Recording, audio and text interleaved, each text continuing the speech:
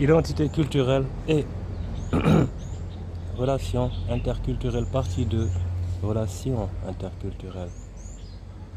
Par le pouvoir du Tout-Puissant, mes amis, nous allons continuer et boucler la réflexion identitaire par l'exposé du cas des relations interculturelles entendues, au sens de ce que la présence d'une forte identité autour de ce qui a été discuté préalablement nous permet de faire jeu égal avec n'importe qui dans ce monde où forcément nous sommes appelés à interagir, mes amis, en étant capables, quelles que soient les situations, de veiller à la préservation de nos intérêts.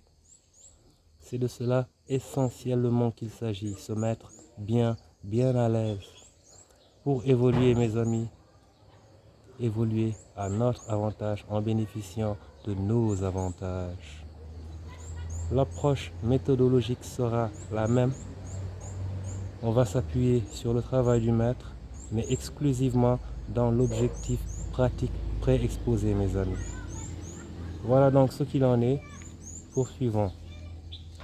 Pour cerner l'enjeu sous un certain plan, revenons à l'argumentaire du maître qui nous rapporte les propos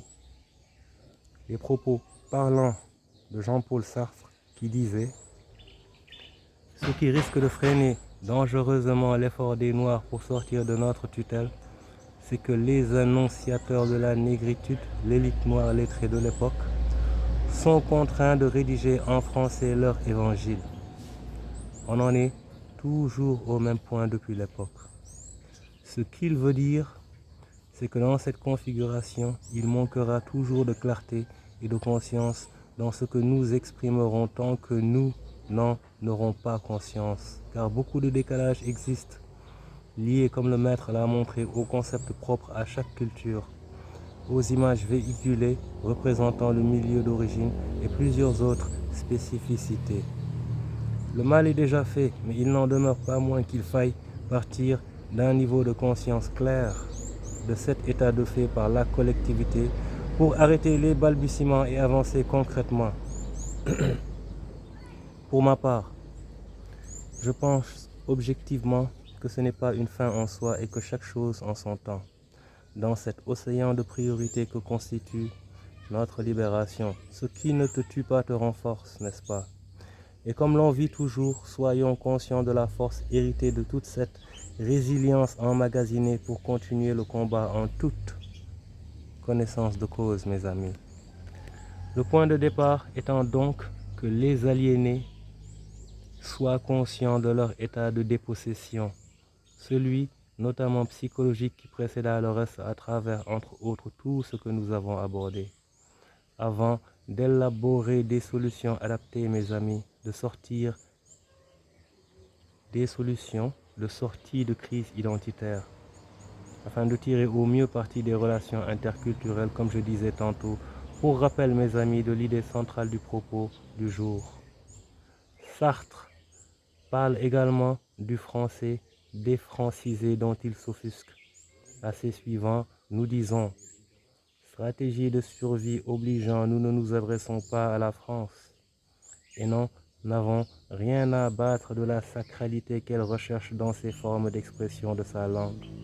Nous faisons ce que nous avons à faire avec les moyens du bord, fallait y penser avant, j'ajouterai, d'imposer ta langue à d'autres peuples au lieu d'opter pour ce type d'indignation hypocritement sélective. Nous parlons français mieux que les Français de l'Académie, mais n'en avons rien à faire du français dans l'absolu.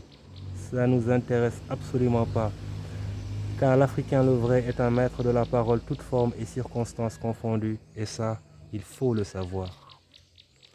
Connaître, mes amis, ou être bien au fait de l'étendue de nos capacités de survivants, ainsi que celle illimitée du champ des possibles, mes amis, rien, absolument rien n'est impossible. Et je m'adresse là aux personnes concernées qui se sentent concernées, car il est clair que ce type de communication ne s'adresse pas à tout le monde, même si concernant tout notre monde. Et encore une fois, chaque chose en son temps. Il faut certes être patient, mais rester en mouvement, en action. Et un bon déploiement, mes amis, n'est possible que dans ces conditions, dans l'effectivité de cette présence d'esprit, de ce niveau de conscience. Nous, Free Spirit and Family, marquons par là même la démarcation et le recentrement autour des valeurs qui sont propres à nous, les nôtres, après que notre champ de vision, autrefois obstrué, s'éclaircit de nouveau. C'est clair que nous ne ferons pas du neuf avec du vieux. Ceci étant dit, le maître a bien pris soin de mettre en exergue la mise en évidence des limites imposées à l'originalité d'une littérature africaine d'expression étrangère, s'il vous plaît, occidentale. Aussi longtemps que le processus d'acculturation ou d'aliénation n'est pas achevé. En matière d'art, le maître prouva que tous les artistes modernes créent des formes apparentées à celles de l'art nègre, caractérisées par la liberté créatrice des formes pratiques et des rythmes que le monde entier a empruntés. Autre évidence scientifiquement prouvée. On sait très bien d'où vient la section d'or, mes amis. Nous terminerons comme le maître a terminé cette section de son ouvrage en restituant qu'il nous indiqua que dans toute culture, il existe un niveau spécifique imperméable à la compréhension ou la correcte appréciation d'un étranger, en raison de barrières psychologiques, et un autre niveau correspondant au concept universel. Voilà donc, entre autres, mes amis, d'utiles considérations à prendre en compte pour bien cerner la réalité de l'identité culturelle qui nous caractérise, la nôtre, bien réelle donc, complétée de la présentation du contexte de nos interactions avec le monde dont nous faisons partie sous le prisme culturel, exposé de main de maître par votre frère Free Spirit, sous l'éclairante guidée de l'ancêtre méritant, le maître Cheikh Anta Diop le savant, par le pouvoir du tout-puissant Free Out Homies.